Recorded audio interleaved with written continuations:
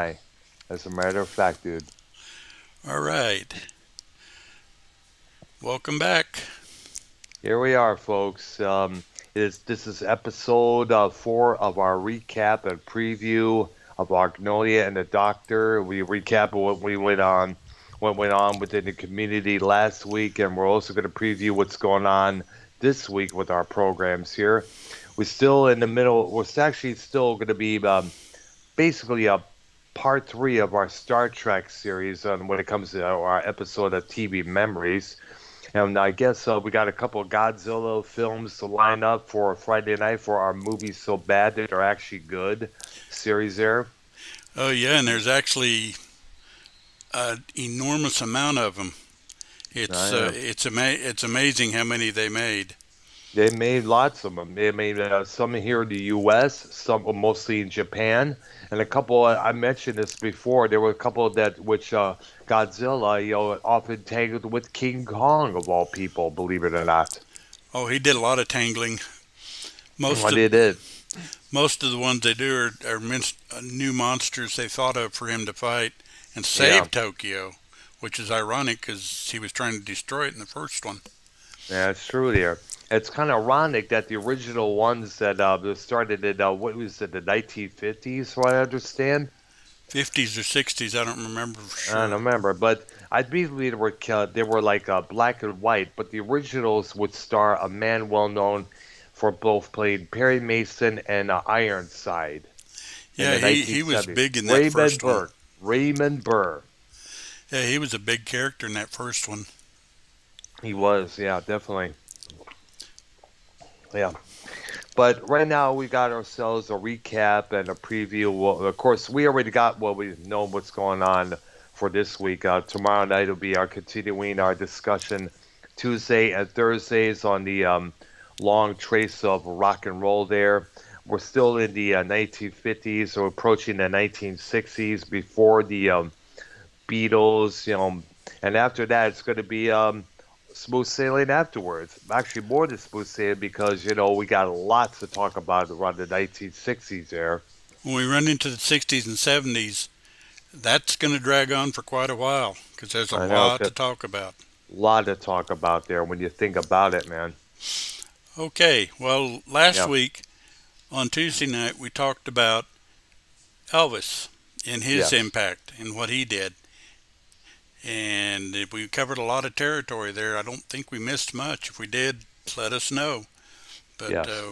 we covered a lot of ground on Elvis because he was definitely a pioneer. That's true. One of the big boogie pioneers, along with the Gene Vincent, Eddie Cochran, and all the other rock artists at that time, including the Bobby Fuller Ford, the Buddy Hollies, and plus the Dions, the Gene Vincents, and everybody else. Yeah, actually, Bobby Fuller Ford doesn't come along till the 60s. And that's right, my correction. Okay, then on Wednesday night, we talked about Star Trek, mainly season two, but we did get Hmm. into a couple of season ones. Uh, we talked about, oh, in length about several of them. Yeah, that's true. The biggest one, if anybody wants to know which one that I would personally recommend to start with, was City on the Edge of Forever. Yeah. That one was, it did a lot of things. It showed a lot of things. It was definitely worth seeing. And I guess we're going to be going into the third series there, right? If I'm correct. Yeah, we'll be covering the third, which probably we'll only need that episode because the third series, most people will agree was their worst. There were some good ones in there, but overall, quality wise, it's probably their worst, but it's not absolutely horrible. There are still some good episodes. Hmm. So it's like that's when they started the studios and the executives and the writers started jumping the shark a little bit there, as they put it. Yeah, they started the network execs had a lot more input in season three because I guess they felt like they needed it. I'm not really sure. They got to get there. One of those little ego type of things. They got to put their egos inside something they're good.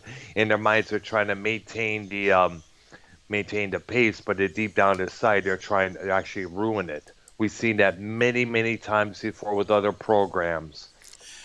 Yeah, a lot of their help is actually a way to get rid of the show because they don't want it on anymore for whatever reason. Yeah. So they tried to often kill it by, let's add this in, let's add that in, so the people won't watch this no more. And then when the ratings drop, we'll cancel it. Bing, bam, boom. There you go. Yeah, and it wasn't anything to do with us. You know, anything to do with the people, anything to do with the folks wanted. Oh, it's all about the executives and what they want. And sadly, that happens so many times, whether it's other TV shows, movie franchises, or anything else. Yeah, yeah. If you want to mess up a series or a movie, get an executive involved. Yeah. Or better yet, get someone who thinks they know what they're doing, but they actually don't. One person in mind, Kathleen Kennedy. Yeah, Yeah, good we. I example. know. I know if you ever saw the or her watched the episode there where me and Junebug discussed Star Wars, and he was basically going off on her, and a lot of people were as well. I mean, when you think about it, she brought her SJW bullshit into the mix, and that's what kind of screwed up the Last Jedi like it did. Now, keep in mind, the Rise of Skywalker and the Force Awakens were pretty damn good, but Last Jedi was just, to see Luke Skywalker that reluctant back then pissed us off really bad. A friend of mine, her name is Karen Camp, who lives in Hawaii. She was furious about the whole thing and the way they made that movie. But then again, you got to remember at that time, political. I guess Ryan Johnson, the director, and of course Kathleen Kennedy, had to butt in. Hey, let's make a women more superior over the men. Let's have the men be dimwits and bullshitters while the women prevail top notch. Well, actually, that didn't bother me as much as the fact that they completely changed the characters and what they were like and pretty much everything about them. Like the way they did with Luke Skywalker, Yeah, for instance. I mean, that made me mad. I could see Luke Skywalker, taking some time out to recollect his mind, plot some sort of a plan, to come back harder, stronger, and faster. But to him to say things like it's the time for the Jedi to end and that kind of bullshit, which is to us not acceptable. no, if you're going to have a character carry him over, you don't just suddenly make him totally different. It's Yeah, just not something to do. yeah. But I think the idea was that since this was the son of his best friend and sister, he kind of felt hurt and upset. He kind of felt ashamed. Like basically, it's the same thing when a good friend of yours says, "I'm going to go away for a long while. Make sure you take care of my pit bull." You gave your word, you take care of their pit bull, and all of a sudden something happens to the pit bull, whether they gets hit by a car or attacked by another dog. You're going to feel responsible because you got to carry that load on you because that's a big responsibility. And for Ben Solo to turn to the dark side and become Kylo Ren, which, by the way, was traces of his grandfather installed in there when you think about it. True. I guess so, Luke kind of felt bad and felt ashamed that he let his best friend down and his sister. And I guess him going, I guess him, and I guess that's what he was feeling at that time. So in a way, you can't help but feel what Luke was feeling at that time. I mean, like if you're, like I said, when you're that responsibility of that dog or that individual is in your care, your responsibility, and if something happens to that, it's all on you. So I'm thinking possibly he felt guilty about it. So that, in a kind of way, explains why he hid out on that other planet like he did. Yeah, but yeah, it's kind of a stretch, I guess, in a sense. Yeah. But at least, Last Skywalker, everybody was working together a lot more this time. Where it's Poe, Ray, Finn, Leia, and everybody else. Right. Yeah, and Right. then we also, and in the end, it was of course, Ben Solo returning from being Kylo Ren after being convinced by a ghost of his father, and then teaming up with Rey to take down Rey's grandfather, Emperor Palpatine, the clone of Emperor Palpatine. Come to think of it, Yeah. They tried to go back to the originals. you know. Oh well. Yeah. Well, here's one thing. Did you see Last of Skywalker in the theaters when it was out? Actually, no, I don't get to the theater much now. Oh, because there was this one spot where after he absorbs Ben and Rey's of life force from them, he becomes one and said, "Look at what you have made." He's back. You know, some of that wrinkleness that he had in his face is kind of like not there when you think about it. Yeah. But still, he was able to say things like, "The Sith really rise again." Shoots out bolts of lightning from his hands up at the way at the top of where the battles for between the Final Order and the Resistance. The Resistance planes is going down, all from Palpatine was spewing out his Force lightning, and when that Force lightning spews out, it creates a big boom bass. It's Right. like it's like I can imagine how people in the theaters must have felt after hearing that. Yeah, I kind of wished I could have seen that one in the theater. Hope if by chance if it is it's still playing in theaters by chance at a midnight showing or something like that, definitely go check it out when you get a chance. Palpatine drops the base on the Resistance. Yeah. Oh man. But and then Thursday we covered several of the other pioneers of the Yes, 50s, that which like Roy Orbison, yeah. Everly Brothers, Ricky Nelson, Chuck Berry. Come on, brain, I forgot the fifth one. Uh huh. Man, I can't believe I forgot the fifth one. At All any right. rate, we covered five big ones and a couple of smaller ones, Yes. and pretty much went into them in depth, which Yes. is where I personally want to take all this music is in depth, because I figure that's the best way to pass on our knowledge to Yes. Right. anybody that might be listening, and hopefully they'll go out and try some of this stuff and go, hey, that's not bad. But that's the aim, is just to kind of let it be known, especially to the younger ones, that they never see or hear any of this unless you tell them about it, That's true. That's because true it's as hard well. to find stations that play it anymore. I know it is. Well, usually they're the ones either on the AM or the FM spot. Like there was this one that's I guess it's still functioning now. It's an oldie station. They play usually around the 1960s, 50s kind of stuff there. Or you can also go to any Goodwill store around the Texas area that they play lots of that through the speakers there. Yeah, and you can also, there are some Sirius channels, if you have Sirius, that Or play some of the old music, but they yeah, generally or like stick to short playlists. yeah, They that's play the true. same 20, 30 songs over and over again, I know. Yeah, that's what I don't like. and you end up missing some obscure tracks that are actually pretty good. Yeah. I remember the one. I remember the one that one you showed me by that one guy. What's the name of that band? Was it a Mister Something there? I guess it was Oh, called. yeah, they were a late 60s, kind of an underground group, I guess you'd call them, You know, Clearlight, and they had a Clearlight, the name of the band. and they had a song called Mr. Blue that's, well, it's about Big Brother essentially, but Yes. it is really a good song.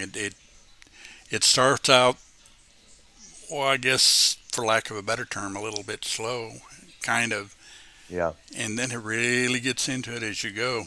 And the guitar work in that song is actually pretty good. You don't get to it Yeah. till later, but it's pretty good, and the drumming's good. Yeah. Want to shout out Minnesota Vikings fan. He's in the chat there. What up, though, dude? Oh, good to see him. All right. Yeah, he's in the chat right now on my end. And if you want me to add you to the call so you can join in on the discussion here, let me know in the chat, dude, if you're up to it there. Yeah, Yeah, if we you had an just interest. Yeah, go ahead. definitely. We had an interesting week. As you know, I was a co-host for Wednesday night's live wire with Foulmouth Network, Filthy Mouth Gamer, and Foulmouth Ken. And quite surprisingly, me and Tommy buried a hatchet. Yeah, I heard that, and I gotta say, I was pleasantly surprised by Tommy Yeah. Well, because usually because he he did. irritates me, but I tell you, after hearing him and you, I I was impressed. He Yeah. showed a lot of maturity, Yeah, it's and good. it was good to see. Well, here's what I also got to add to this. As I mentioned, sometimes my father was very harsh on me growing up because of my autism. So I was kind of like emulating him. Now, as we know, when you grow up a certain person doing this and doing that, you can't help but imitate them. You know, Yeah, you really got to watch yourself on stuff like that because I know. I You had a say the father. wrong you say the wrong thing and it gets you in big trouble there. And I did got yelled at a few times for doing that Yeah, in the past. But you gotta remember that's kind of well, I'm sorry, but that's how people were with me. I explained that to Tommy, and I also explained that I took down those videos that I did on him. And Tommy was like, he was not aware of that. Well, I'm surprised Joe Cronin didn't tell him. But then again, Joe Cronin is willing to tell Tommy that I'm going to come down to Black Mountain and beat his ass, and which I never did. And I did call out Cronin for that. He said, well, he has it somewhere on the audio tape. Well, play the audio, and I will owe up to it, in which he never did. no, I don't think he does it on purpose. I think he sometimes hears things the way he wants to hear them. Sometimes, Hmm. and that's the way he says them. But I don't Yeah. think he tries to do anything with anybody. But then again, who knows? But then again, that is kind of like similar to trying to start something up there to have people talk in there. Yeah, possibly. I don't know. Let's stir some controversy to get people to watch. That's the main point of it is. Yeah. That's the same thing with YR and what he does on his programs. Well, I really don't know much about him except what I hear Be other glad. people talk Be about. glad. Be glad. I did. We had a program called Metal Maniacs, which aired on Tuesday nights, and a Actually, I lot of heard some of those. yeah. uh, In Hey, fact, Dave Rose, want to call in, dude? I'll add you to the call, bro. And I should probably do it. See if I can add him to the call. I have his input. And of course, as you know, me and Minnesota Vikings fan, his cousin, and Farmouth Ken were on late Friday night. They decided to wait till after Mars Mirror's program, to do their show because they didn't want to overstep Mars Mirror and his program there. So what we did was just decided, fuck it, you know, let's they decided to wait. I joined in the call as well. Of course, Bullfrog comes in asking me all these dumb questions. Why do I have a problem with this? Why do I have a problem with that? I'm like, you idiot. You know why we had the problems. You know the issues. Now, here's the thing. Many times I have mentioned, just ignore those people, just ignore those idiots, just don't pay attention, just block them and let it be done with that. But here's like, but then again, blah blah blah. But then again, this and that. It's like he's looking for excuses to act the way he acts. yeah, that's what it seems like. Like I said, that's a guy that I kind of want to avoid. Uh, I'm I, I'm kind of telling you that there's probably not many people I want to avoid on this little thing we're doing, but he's Hmm. definitely one because what I'm looking for, if anybody's going to join, is someone that can kind of contribute to the ongoing discussion And we have and leave it that. and we have that and we have one of the people right here, Devious Dave Rose, ladies and gentlemen. Oh, good. That's a I fine just tuned in addition. a moment ago, so I don't even know who you guys are talking about. We're talking about the big fat queefaholic there, known as Bullfrog, and how I was trying to convince him to last Friday night, trying to ignore those people calling in, ignore Awandi, shut your phone off, and he's come up with this excuse or that excuse, but then again, blah, but then again this, and then again that. It's like, jeez, dude, it's like he's coming up with excuses to act like an idiot, Well, like he I'll be is. absolutely blunt. Wishing that he die of diabetes is actually a positive statement Oh, oh shit! because the Damn, guy is help beyond salvation. beyond. Exactly. I know. It's He like, is so entrenched in his beliefs that he is the center of the universe that no matter what is presented to him, he won't accept reality. And he didn't seem to understand when I posted my video. So it's looking very likely, if he continues on the route that he is, that I'm going to have to do a redux of that video and go even further into investigating Mr. Jeremiah Goodson. And perhaps I'll even pull a Scott McKinnon and call the police live on air to ask them if they're aware of this individual. yeah. She'll also send him the. Is it possible you could send him the audio clip of what he said on Joe's Throwdown that one Tuesday? You're not talking to an amateur. Um, Don't tell me how to do my job. on that. Well, There's a you reason why know, people in the community fear me. And at first, to be honest, I laughed it. I scoffed at it. I said, why? Why? Come on. Then I started to realize it's like, well, it is true that I literally have no difficulty in literally just putting myself into a chair and jumping on the computer and literally finding out, somebody's life history.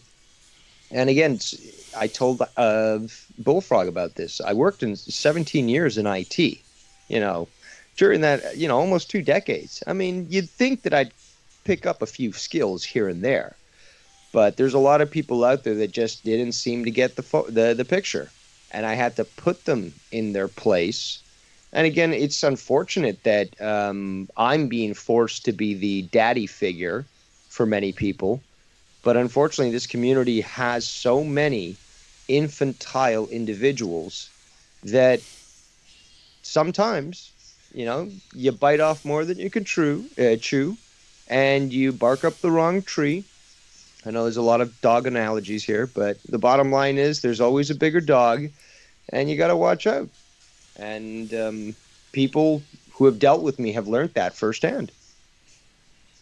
indeed, that is true. If they throw you a bone, you'll take it. Another dog analogy. But I totally agree with you that Bullfrog does consider himself bigger than he is, which is funny because he is And quite a ironic. yep. Weight But wise. again, if he wants to continue on his ways, there's nothing stopping anybody from retorting. And a lot of people initially, when I made my video, said, "Oh, Dave, I can't agree with what you did," and I'm like, "That's okay. You don't have to. This has nothing to do with you. Your judgment on on the morality of the situation is essentially inconsequential to me. My only concern was basically legality. That was it. Since nothing was violated, I wiped my ass with anybody thinking that I was mean, that I took, that I bullied him. This is all emotionality of the weak-minded. It's not something that I bother to deal with. And a lot of people after his multiple recent appearances came back to me and said, "Fuck it, Dave, you were right. I totally agree with what you did in that video." So a lot of people are seeing Bullfrog for the hypocrite, narcissist, psychopath that he is. Yeah, it's funny that he doesn't keep it to himself. He's spreading it all over the place. He's been on several different shows that I've got into that I'm sitting there watching them and I'm thinking to myself, okay, what is wrong with this guy? Well, lots of things. He wants that clout. He's desperate for attention. Yep. He is truly a self-centered narcissist because he literally thinks that the world revolves around him. So when presented with the possibility that Tommy might not want to deal with him in his current state, and that if he changed his ways, he might have a better opportunity for Tommy to be more open to work with him, he immediately dismisses it and outright says, I don't have to change for anybody. They have to change for me. Yep. And, if that's the way he wants to run his life, that's fine. But if you're going to come on a show and show disrespect to me while disrespecting me, actually demanding respect from me, but disrespecting me and disrespecting everyone else, then expect a lot worse, Bullfrog. I mean, he wanted to declare war on Joe Cronin. This was on the messages that he this was actually the messages that he played last night. Sunday morning at 1 a.m.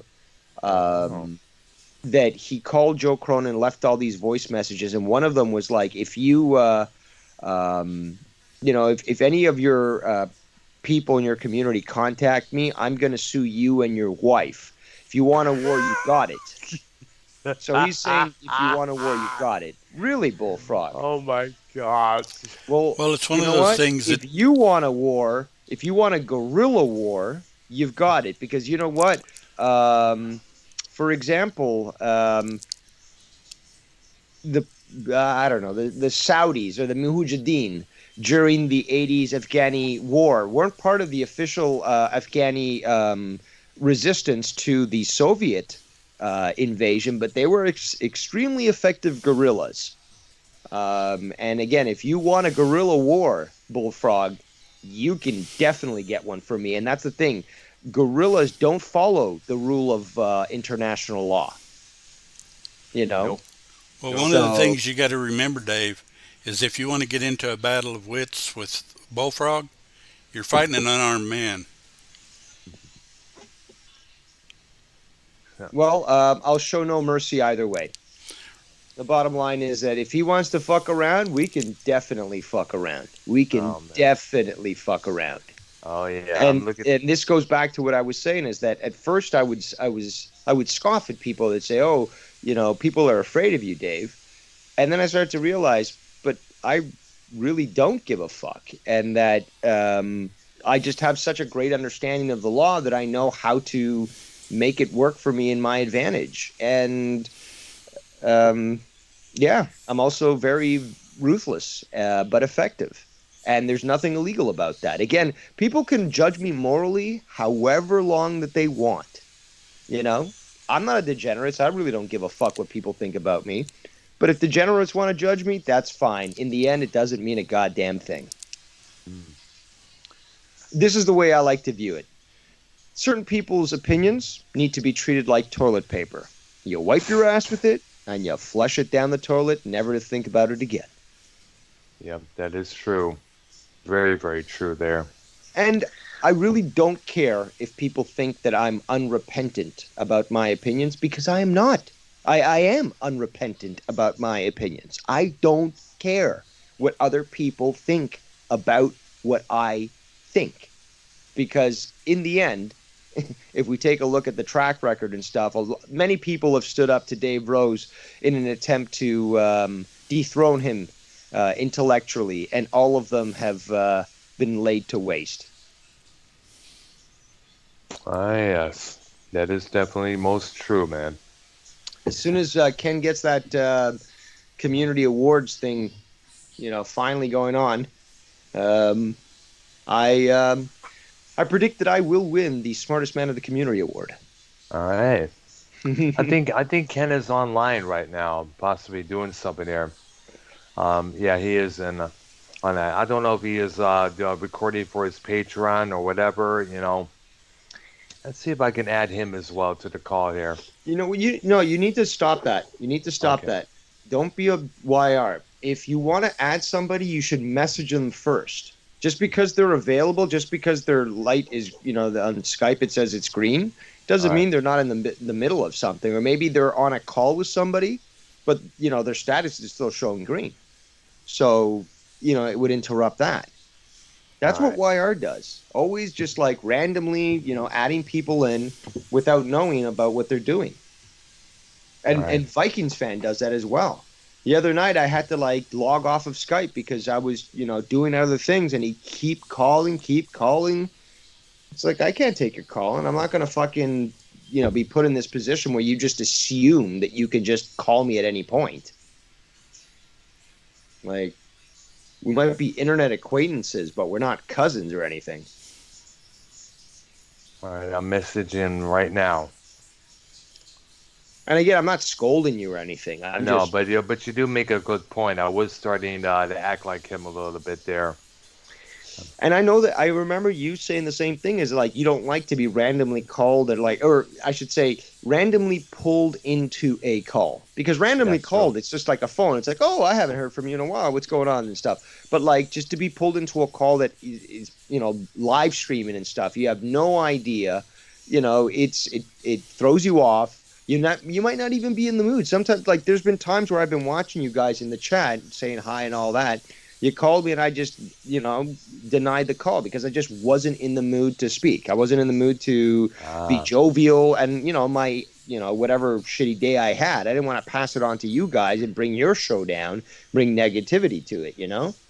So that, that's something else that needs to be considered is that, if somebody just doesn't have the desire to speak, they had a shitty day or they're pissed off or something, they might be enjoying your content, but they don't want to necessarily be pulled into a call.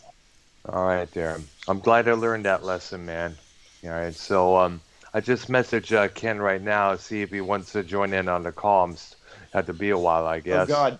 Trisha Paytas is trending. Let me click on this to Oh hopefully my see that god! she Oh my was mistaken for a pig and sent to a pig roast. Please, god! God, Oh my please. god, Please, God. dude! Oh my gosh! Oh, dude. Okay, I don't know why, but these memes are already quite funny. Uh, Oh my one of gosh! them is one of them You know what? says Trisha Paytas on the internet anytime her bills are due, and it's like the Muppet Kermit lying down, spreading his what would be his ass cheeks, but where the hand goes up the Muppet. Oh my gosh! Let me see if I can Oh, find apparently, those. yeah. Apparently, that's why. That's why she's trending because she was showing her bare asshole Oh my uh, gosh! Let me guess. Her with OnlyFans on toilet Twitter there. paper crumbs in it. That's what one tweet says. With What? toilet paper crumbs in it. What? Are you serious? Oh my Please tell me god! you guys saw the Trisha Paytas post as well. I'm I'm looking traumatized. for And right. I gotta find this. It's on Twitter, correct? yeah, just I hold I on. gotta I'll I send. Let me just. Yeah, if you go to Twitter, one of the trends should be Trisha Paytas. okay. Let's see here. Give it I a can send you give the it link that I'm looking at, but it's under entertainment. okay. Just seen Trisha Paytas crumb gaping asshole. Oh gosh. Just found out why Trisha Paytas was painting. Now I would like to go back to when I didn't find out Trisha Paytas was spending. That's exactly what I'm thinking. Okay, let me see what we got here. Trisha Paytas fans, Trisha Paytas memes here. Oh my gosh. I found this one here. It's kind of funny here. It's like a picture of Kermit the Frog with his spreading his ass That's cheeks the one I open. said first. Yeah, Yeah. yeah. Oh my gosh. Oh my god. Oh dude. I gotta download this and put this in the chat here. Oh man. Gosh. I gotta find it. Where does it say download? I got it here. Okay, it should be God. But that pretty much sums it up there. I sent Ken on Twitter a couple pictures of Trisha Paytas using what is called a dildo fuck machine. Oh God. I would And never also look at her and that. Eddie. Oh gosh. I'm tempted to put that in the chat as well. I don't know if I should because I don't. You may No, find it repulsive. I don't want to Okay, see I that. got you. All right, I won't. But still, I gotta show Arknolia this, man. This will flip him the fuck out. Give it a few minutes there, because it takes a while. All right. Okay, here we go, dude. Okay, give us a few minutes there. Okay. So, let's see here. Should be right here. Give us a while, ladies and gentlemen. And it takes a while. It takes longer on my computer there at times. I gotta definitely when I'm done here. I definitely All right, should be right there. Yep,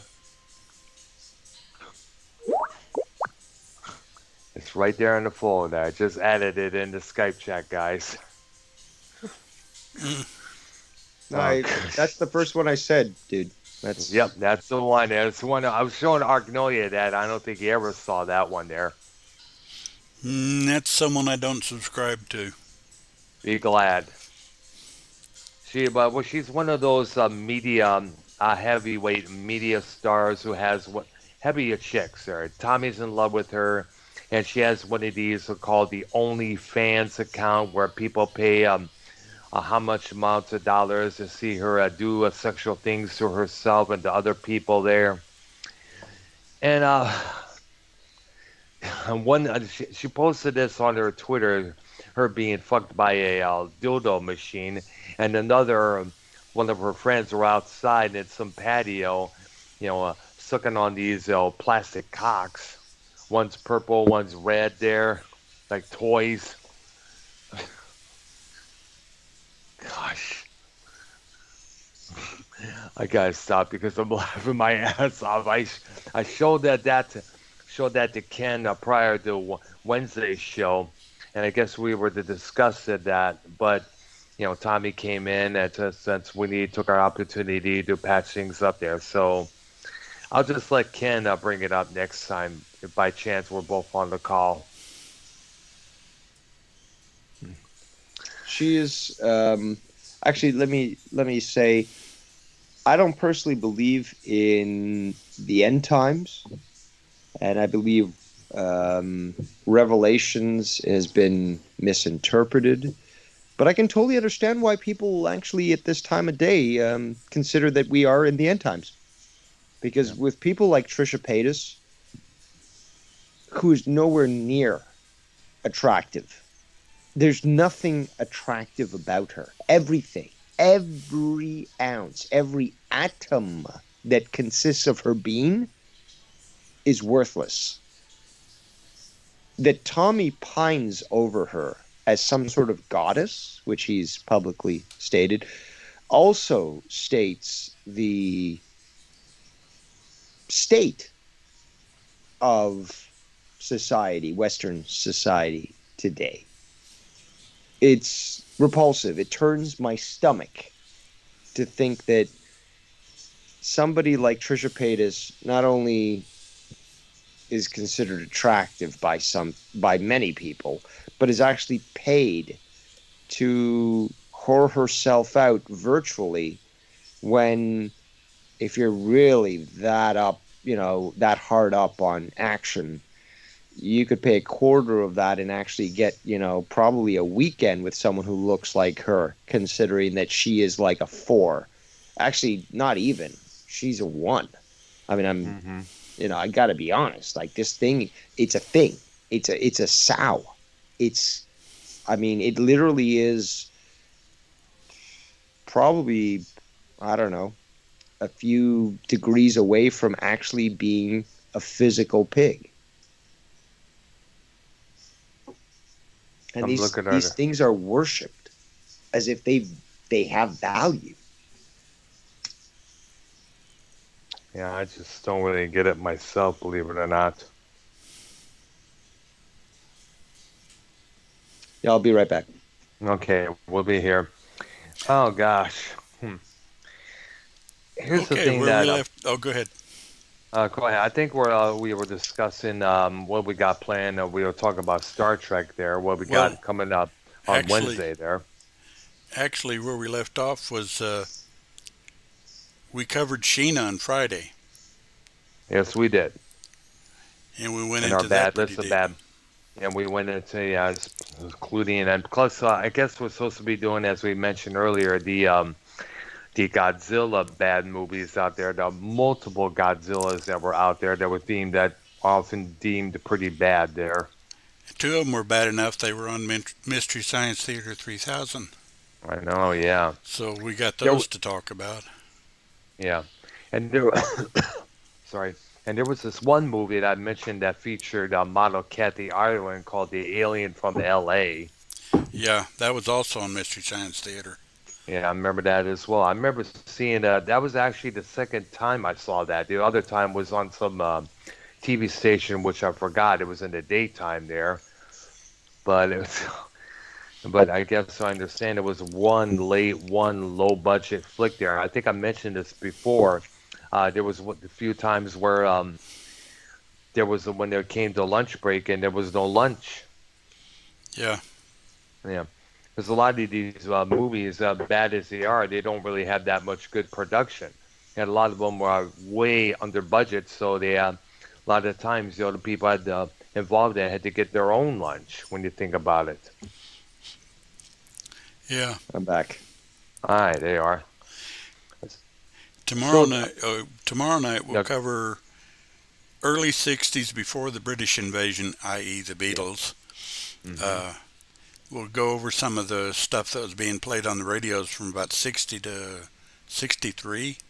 I think that was when the yeah, Beatles invaded. yeah. I think it was 63 still. Well, I think the Well, 60s. they've been Actually, around they since '62, but I don't think they hit big in the states till '63. Qu- uh, 64. Question: did you Yeah, guys cover Blue Eyed Soul? Blue Eyed Soul. The white artist covering black music period? It's sort of. Yeah. It's like doo-wop or barbershop quartet. I Actually, think we we didn't did. say much about that, which we should have. But you gave us a good idea, definitely. That was one of my favorite eras too Mm. of music. Was that Now, I guess it was mid '50s, Yeah, and it was very, I don't know what the word is, but I guess iconic to that era, that particular type of music. And when I think of that music, I think of um, these poodle skirts, the 53 Bel Airs, yeah, the kids at the malt shop, um, you know, cl- uh, the cleavers, like right. that's what I yes. envision when I hear that music. Archie Andrews. Yep, Yep, I exactly. remember. Yeah, exactly, because he started out during that time period in that era there. And he just lasted throughout decade after decade and a decade until his 2004 death. And what I was hosting karaoke, Yeah. um, I definitely did like that type of music to start off the night, or at least to add some variety, because I did like to switch it up to different decades and provide a nice variety to those that were there that were listening. Nice. It's good to hear, then. You should. Do you have footage of yourself as a karaoke host there by chance?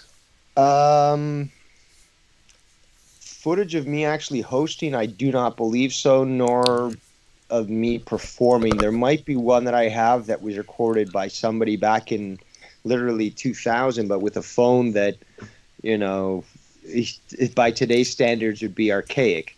So it's very pixelated, and I never got any footage of me performing. Just photos, Oh, just like oh, nice. people taking photos, but never really any videos or anything like that. But I've created custom karaoke tracks, um, Ah, using the limited technology of the early 2000s. And I made a channel that I no longer add to, but one of my videos I think has the highest view is 355,000 views.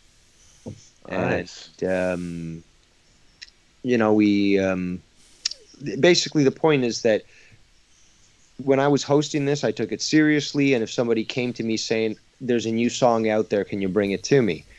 I would then, the next, during that week, I'd try to track it down, and by the next week I'd bring it, and I'd be known as the host that basically is able to provide what the other host can't.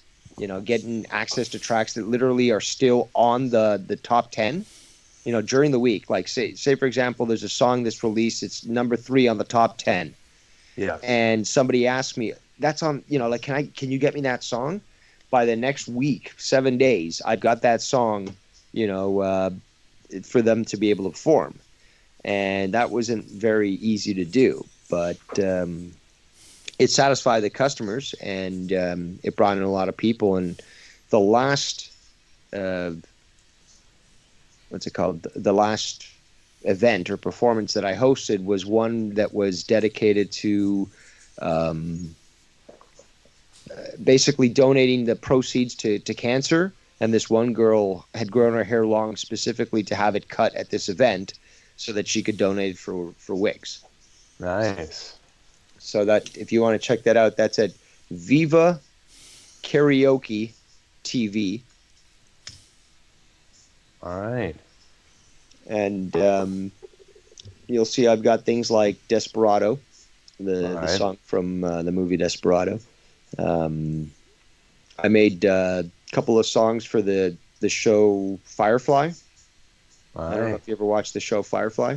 I've heard of it. Yes. Science Summer fiction, Glau. right? Yes, Yeah, science fiction Fox series that was canceled Prematurely way ended. too prematurely. It was a fucking amazing. It was like it literally was a space western opera. I absolutely love that show. I've seen it all the way through. Yeah, I've I've got heard the of it. series myself on DVD. I've got the movie. Yeah, you got to start with the movie and then go on from there because the movie kind of sets it up. The first movie. No, the series sets it up. The movie is the last thing. Well, there's 2 movies then, Which movie are you talking about? or maybe it wasn't. One we know about. One I know about was simply called Serenity. Yeah, that one.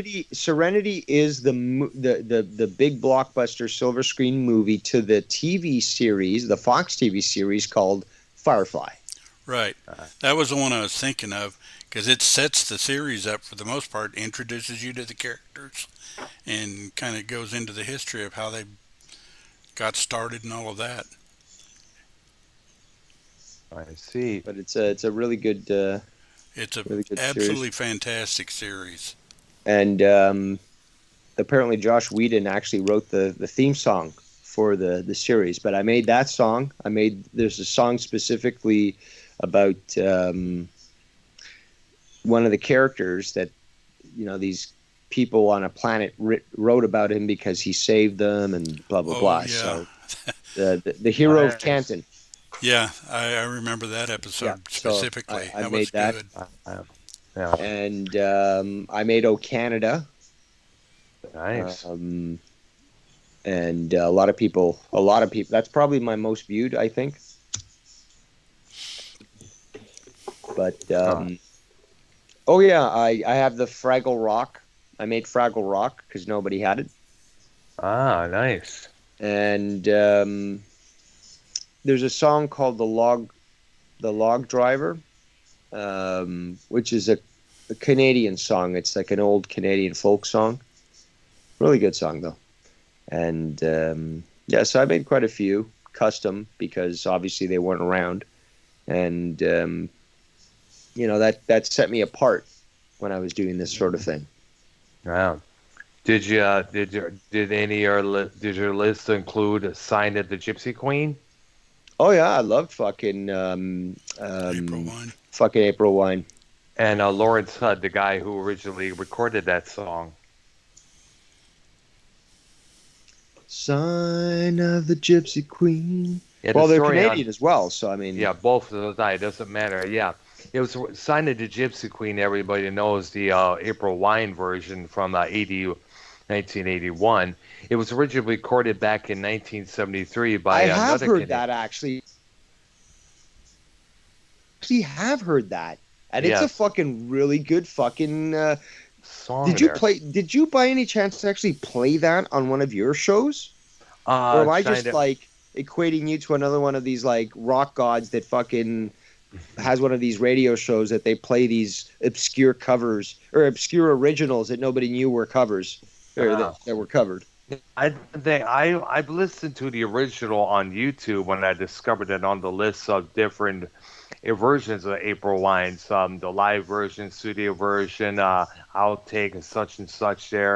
There's so many on the list there, and I found the original by Lawrence Hudd, and I just listened to it. It's like, wow, pretty Maybe interesting. you maybe you mentioned that on a show with YR, and I ended up looking it up. I don't know how. Again, I know the version that you're listening to, and I Yeah, remember learning about it because again, I always thought it was April Wine that had written the song. So when I yeah, so learned did about I. it and heard it, I was just like, wow, that's fucking eerie and haunting, and it's just like it stands alone. Like I love both versions equally. Like it was really cool to learn about that. A badass song. I remember the live concert video that the old MTV used to play back at the time. I was like, wow, I like this. This is badass of a song, man. And we also, by the way, you should keep in mind that Miles Goodwin contacted Lawrence not only for permission to perform it, but also to add an extra third verse to the track there, to their version.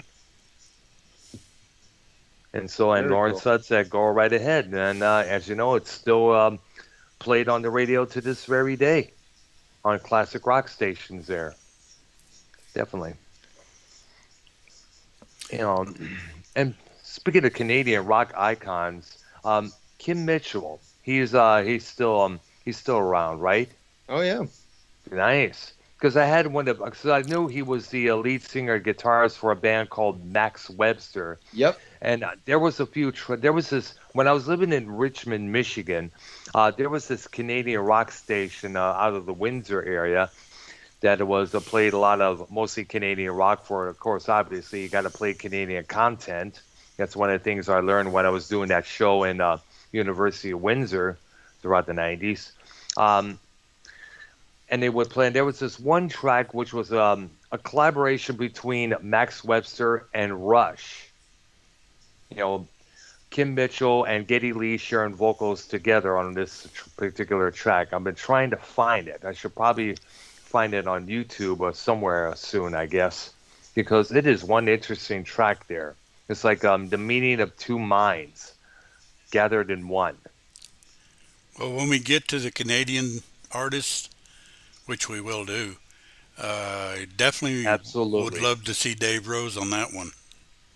I was going to say the exact same thing, man. We got to, definitely. You're gonna have to let me know with some anticipation rather than these YR type calls. Definitely. Like, oh, We will we're already live. Well, actually, okay, that's the reason definitely. we do these shows, is so that we can tell Mhm. people what's coming. Yes. Yeah, definitely. We will message you ahead of time, Dave. Definitely. I was also wondering, are you big on the original Star Trek as well? Yeah, no, I've been watching Mhm. your reviews of the original series, which I love. Like personally, um, I initially was turned on to Star Trek by the Next Generation, and I was 7 when the thing came out, Ah, yeah. 1987. But then I got into like so basically, I'm what 1987, 1988. Then I start to get into the movie era, right? Yes. And then I'm starting to really love it. So that actually brings me into because I remember as a kid, like as like a really young kid, seeing like changing the channel, seeing Star Trek, like the '60s version of being like, nah. I won't. It doesn't look like something I want to watch. Mm. But by the time I was like 10, 11, I was going back to the original series, and I was just loving it because I was starting to recognize the value of the storytelling. And like as a kid, you look for the flash, and if it looks cool and like realistic and stuff, like you don't recognize the fact that there could be a logical explanation to why there's a computer with just a bunch of colored buttons and there's nothing labeled. There's obviously a canonical explanation for it, but as a kid, you don't recognize that. You're like, that doesn't make sense. Whatever. I'm going to go for the one that looks switches and it's labeled and all that sort of thing. But then, eventually got into the original series and stuff, and I really, really enjoyed that. And I mean, I could literally watch original series over and over again. Oh yeah, Nice. yeah, yeah. Because I there's got so to many see different great those. episodes. I got to see those when they first came out. I won't tell you. Well, you can figure out how old I am. Yeah. Yeah. Did you Well, I ever? watched them in the reruns, obviously, but Yeah. regardless, like Star Trek, I was a big fan of, and started with TNG, got to the movies, and then the original series.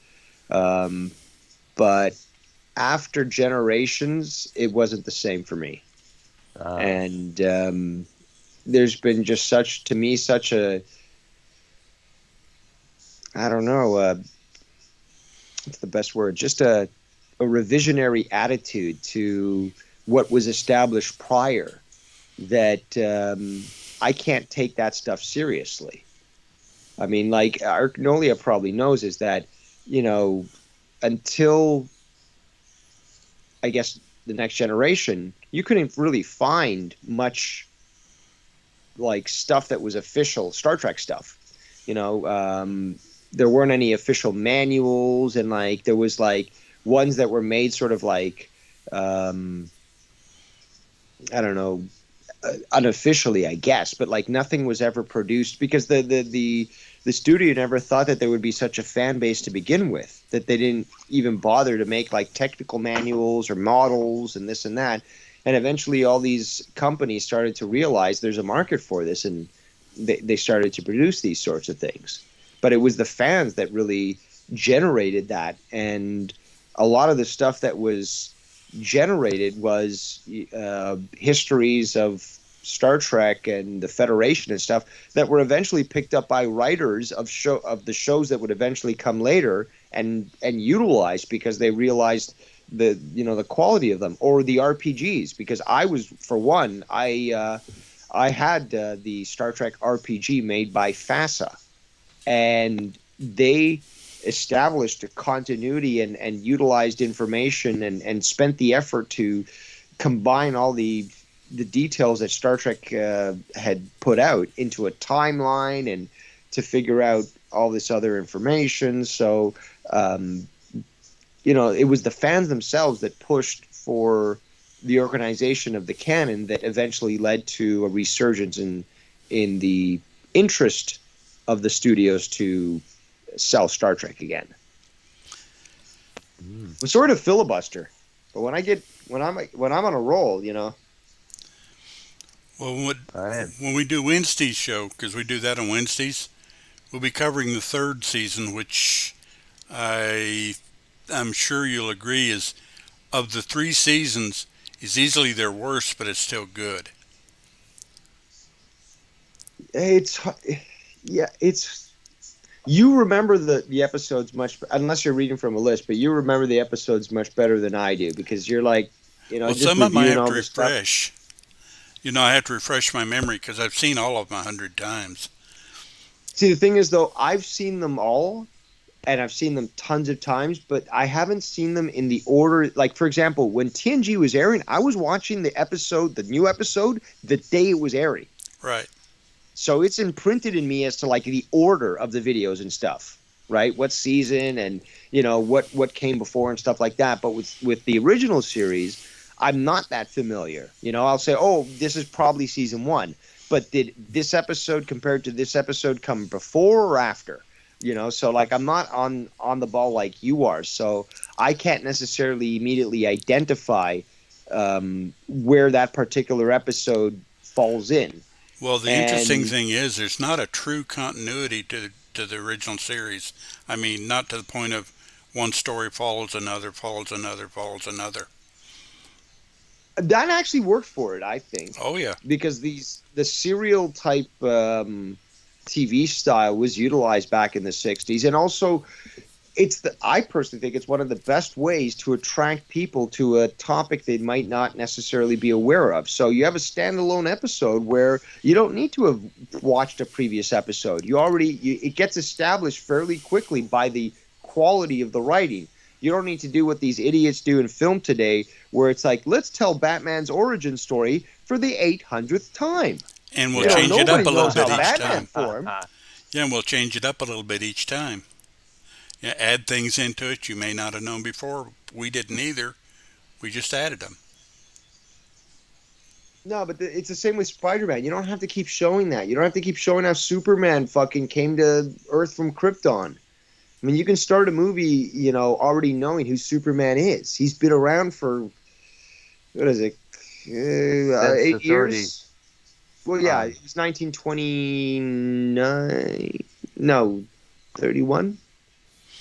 It sounds I about think- right. I think it was 30. But I think around regardless. the same time Batman debuted as well. No, if I'm yeah, correct. Batman, I believe, preceded him. I'd have to look this up. But Captain Marvel, who they call Shazam now, who actually is Yes. Captain Marvel, fuck that. Yes, I remember the series. came- This one. Yeah.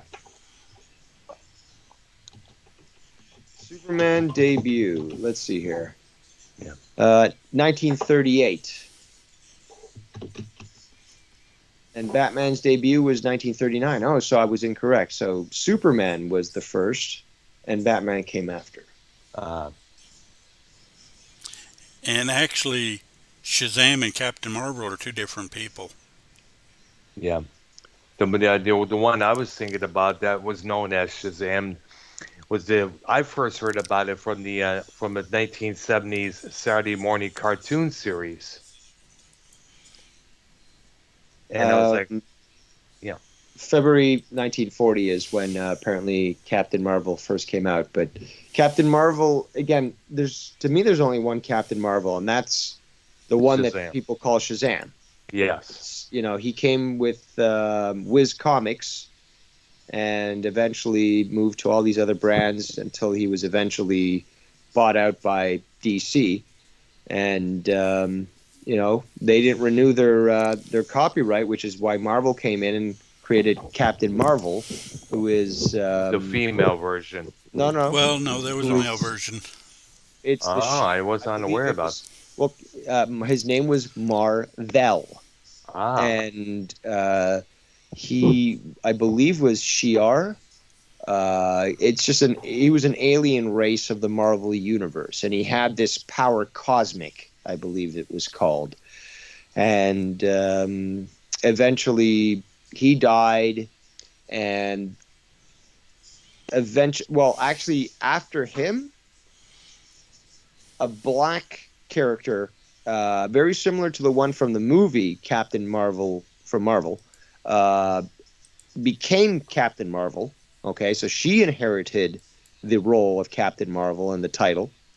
And then after that, Carol Danvers, who had been a sort of operative, a secret operative in the Marvel universe, like she worked with Nick Fury and S.H.I.E.L.D., she inherited the Captain Marvel powers. And so she's the third one. And then actually just a little bonus information, her powers were absorbed by Rogue of the X-Men. Oh, wow. Powering her and thus allowing for Rogue to gain the super strength powers and regeneration that she had. Wow, interesting there. So it makes you wonder if there's going to be a movie where Carol Danvers, a.k.a. Captain Marvel, and Rogue will eventually either team up or face off, or with these powers, I guess. That would be kind of cool, but I doubt it because they're heavily invested in this whole like female empowerment, I don't need no man type, Yeah, character. unfortunately.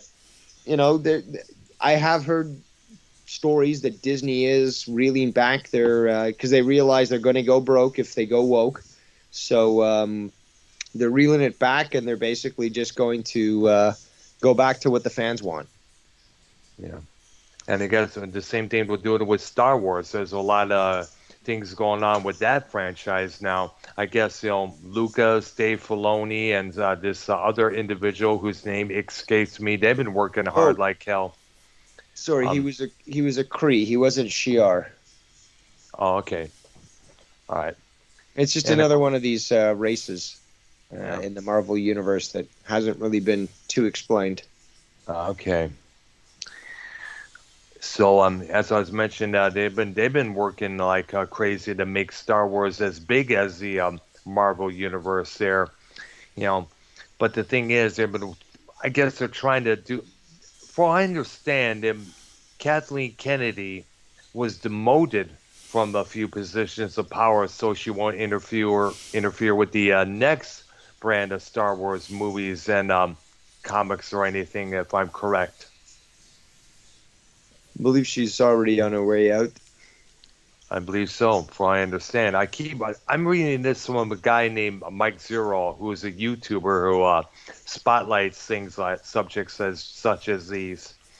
So I'm trying to figure out, trying to get word on who is what's really going on within the Disney camp over there. But at the meantime, I guess Disney wants Star Wars to be as big as, of course, as I mentioned, the Marvel Cinematic Universe, but it would be better if, as we all know, if they would stop with all this woke stuff that they've been presenting for the past couple of years there. So far, the Well, Mandalorian series is doing pretty good. I guess it's going to be picked up for another season on Disney Plus, for what I understand. I like the first season. Yeah. I've yet to check it out myself. I've been wanting to for a while. Next time my sister and brother-in-law are watching, I'll definitely join in to check it out there. Definitely. It's definitely, yeah. I like Star Wars. Like I like Star Trek, and I sort of preferred Star Trek in my youth because I like the clean cut, optimism. Yeah. But obviously, getting older, you get jaded, and you sort of see the attraction of the gritty world of Star Wars. Yeah. So I do love that aspect of Star Wars. I love the. That's one thing that I have always noticed about Star Wars movies is the eye to detail when it comes to things like wear and tear. You're going to notice things that look older.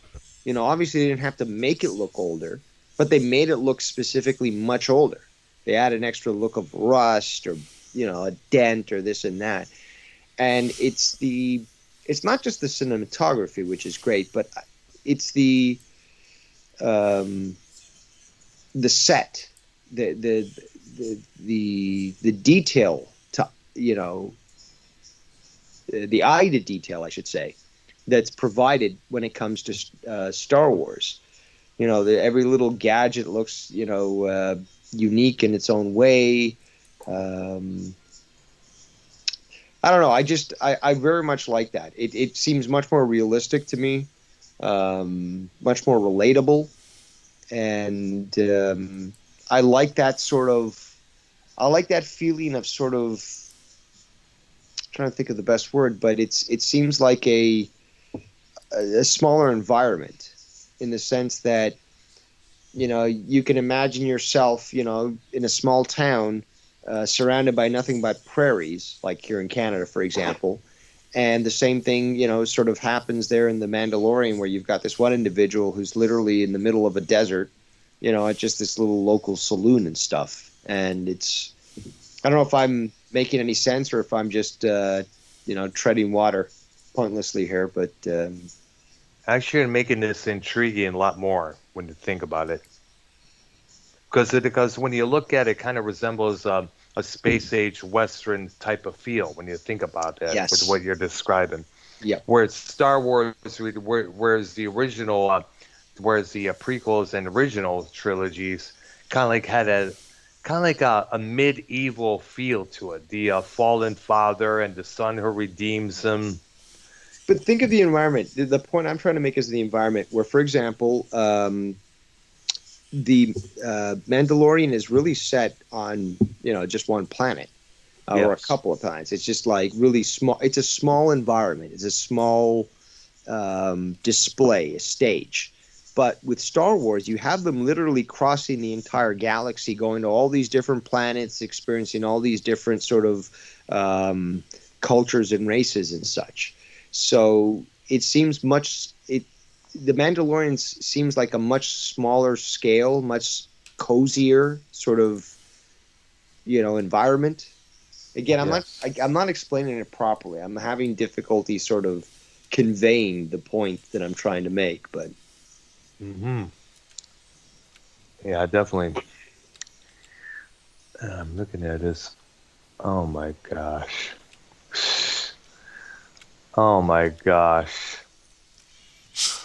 That Trisha Paytas thing where she's walking around her hotel room in the bus, except for a thong underwear. Give me a break. ugh. Oh my gosh. Yeah, oh gosh. May I recommend Tommy get into this actress here, Natasha Malthy. I don't know if you heard of her. She starred in Blood Rain 2, Deliverance, Blood Rain 3, The Third Rate. She starred in Skinwalkers, which is a vampire movie. No, excuse me, werewolf movie. And she also had a little duo with Jennifer Gardner in the Elektra movie years earlier. And I guess she had some That sort movie of was terrible. oh yeah. But I definitely I would take her over Trisha Paytas, definitely. Whereas just Trisha Paytas just takes a fuck machine in her twat there and just Look, I'm trying to figure out what I'm going to eat tonight. Like you keep just like delaying my hunger. Let's not talk about these sorts of creatures. Okay. That's what they are. They're literal creatures. All right. But okay. So let me get this straight. Let me ask you guys questions. So it's Monday night, and you guys do this video for the They, review of the next week Yeah. and a Yeah. recap For of the this, previous week. yes. and recap the previous week, and then you have shows throughout the week, except for Thursday, I believe it was. Well, we We do have on Thursday. Thursdays. Go ahead. Well, we do it an hour earlier on. We do it at 5 p.m. Central because as you know, I join in Minnesota Vikings fan and his show Real Spuck TV at 6 p.m. It's just that we wasn't able to do it on this past Thursday because they were busy doing things there, so they did it following Mars Mirror's show on a Friday night, and that was about close to 11 p.m. Okay. So But to continue on possibly with what yeah. Dave was talking about, on Tuesdays and Thursdays we do music, and we're trying to establish kind of like a history and trying to do it in order, sort of, and Yep. do it that way. And Wednesday nights we discuss TV shows that captured our fancy. We're on Star Trek, and you joined us on the Doctor Who one. And then Yes. on Friday night we try to cover movies that are just people don't generally talk about, but they have their reasons for being, for lack of a better word. The first one we do is Plan 9 from Outer Space, which, have you seen that movie, Dave? I have not. If you want to watch possibly the worst movie ever made, you need to see that one. You'll sit and you'll be spellbound by how bad it really is, but you're going to be entertained because of how bad it really is. See, Does that make sense?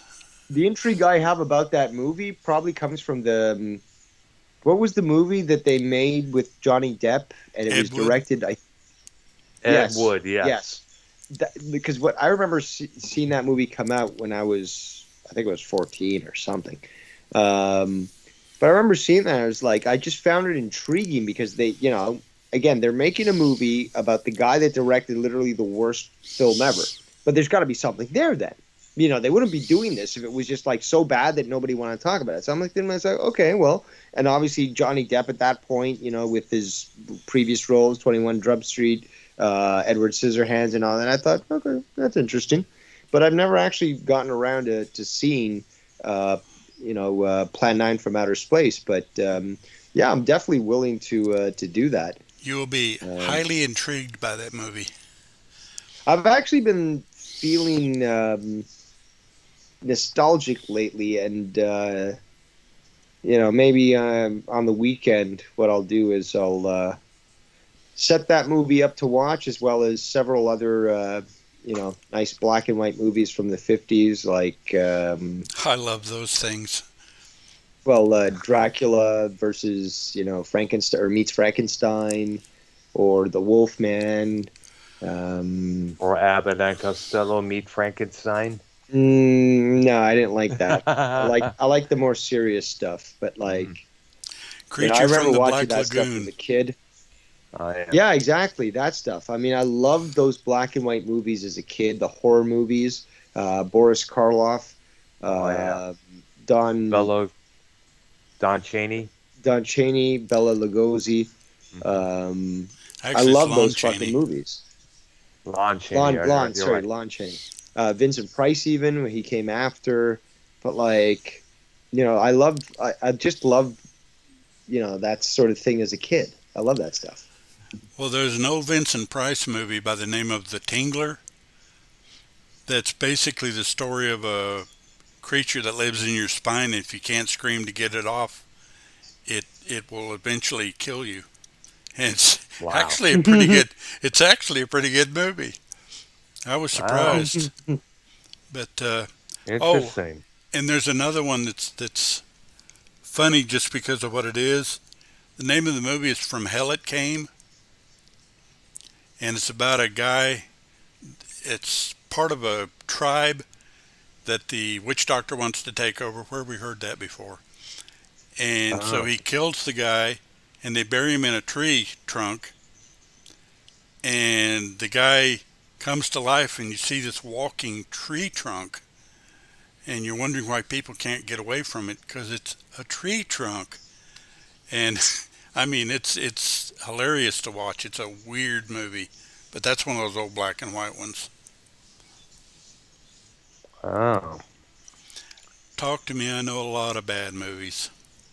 Um, we should probably mention Sheena, Queen of the Jungle, like we did to Davis Row. I've never seen that one. I have not seen Barbarella. Mm. The thing is, though, there's a lot of movies that I'm aware of. I know their cultural impact, but I've just not gotten around to watching them. And Mm.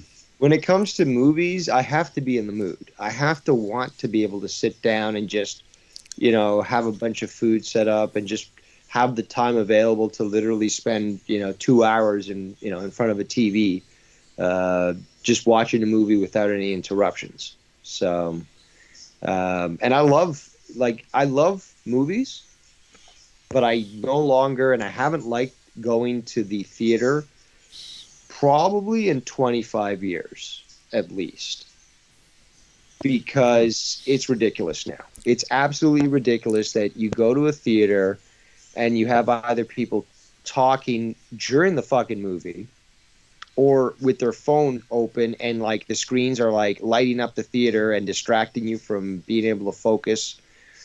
Parents bringing their kids into movies that aren't made for them, and they're, making noise, and they're not disciplining their kids. Like it's an insult to what used to be something that people would make a big issue about. Back in the day, people would dress up to go to the theater. They would dress up in their best clothes. This was a big event. This was something that everyone, wanted to experience. Yeah, so I remember that. Now these days, they just dress it however they want to, and they find that there's hardly anybody in the movie theaters nowadays because everybody's watching all these streaming channels, Well, if they downloading keep movies. increasing their prices when it comes to their fare, um, by adding nothing but things that people don't want, like 3D or seats that move, or you know, Or actually your smells. waiters, or people serving you food at the theaters in here. I Yeah. haven't seen that.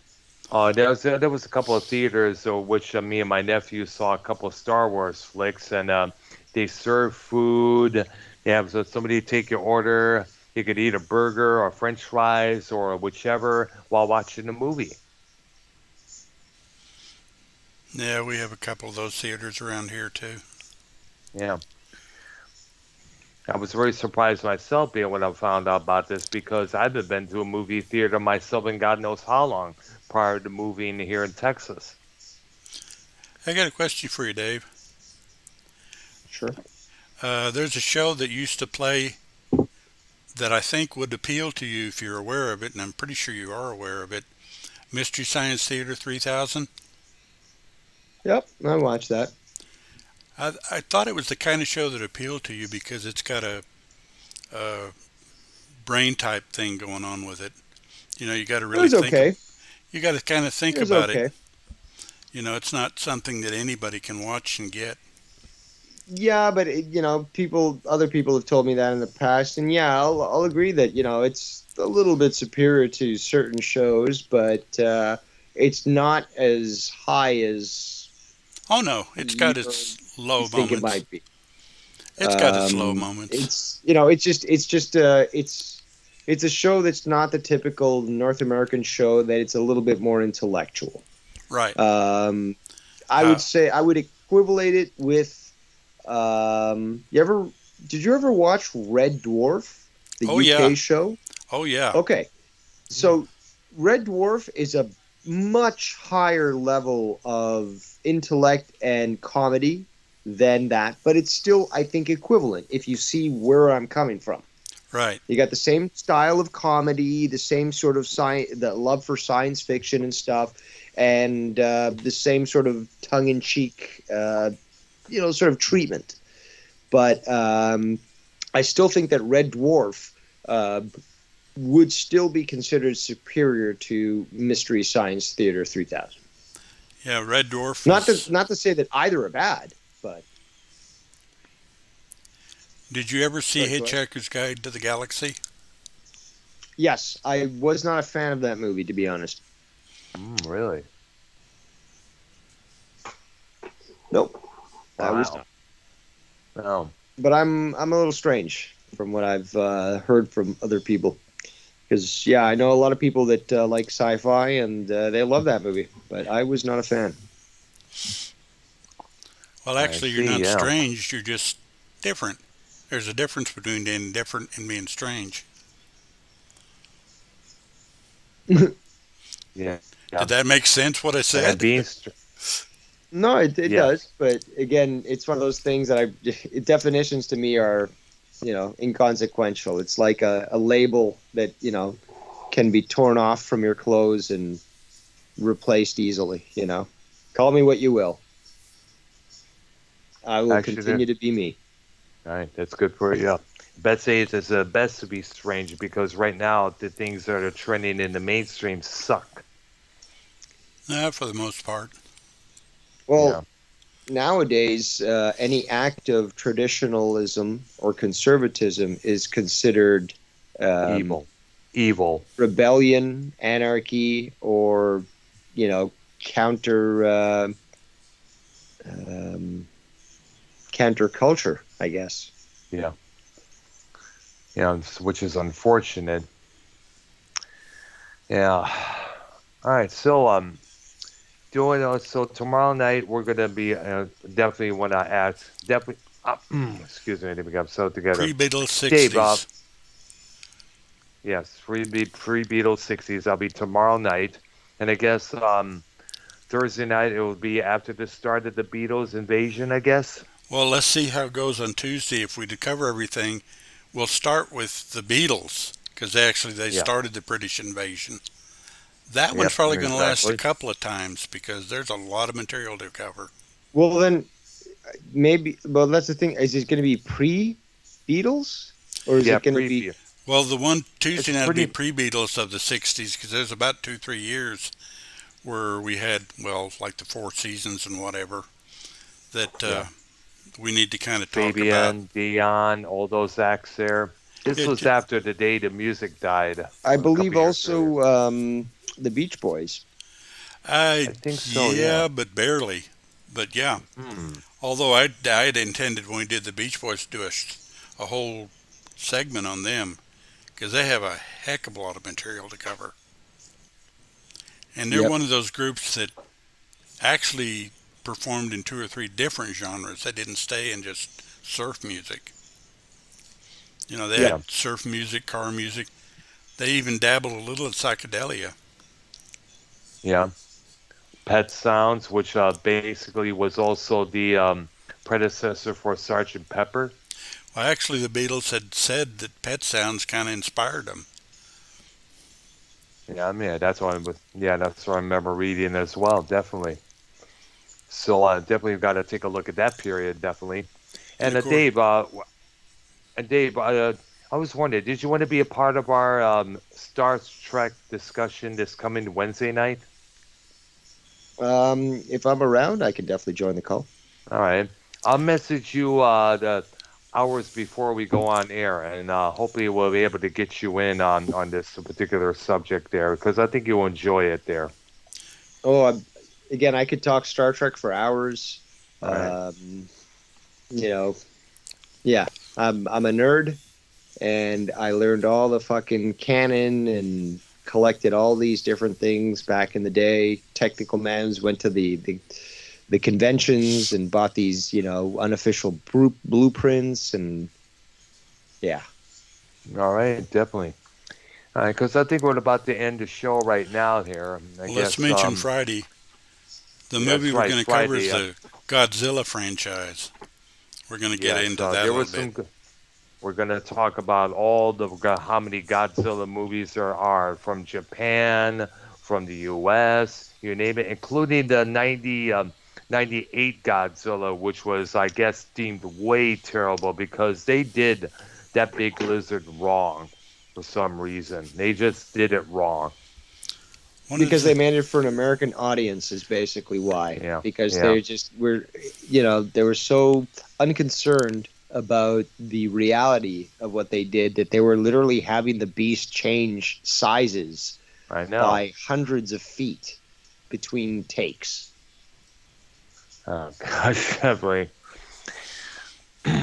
definitely got to touch up on that this coming Friday here. Okay, so I guess this concludes our show for tonight. I want to thank Devious Dave Rose for joining in on the call here and adding some good insight as always here on the many discussions that we're talking about here. And if you're around, we will contact you this coming Wednesday for the Star Trek program there, the third season, I guess, we'll be discussing. And like I said, I'll message you the night before or hours earlier before we go on the air, and hopefully we'll be able to get you on the call there. Sounds good. All right, sweet. All right. All right. All right. I guess it's going to do it for Arknolia and the Doctor, episode 4 of our recap and preview of last week and this coming week here. For myself, Arknolia Stroke Bean, and Devious Dave Rose, this is Arknolia and the Doctor. Subscribe to Arknolia's channel there, and also to subscribe to my channel, and also subscribe to Dave Rose's channel there. So sub to all of us. You will not be disappointed, folks. All right. You guys take care, and we'll see you tomorrow night, same time, 6 p.m. Central Time. You guys take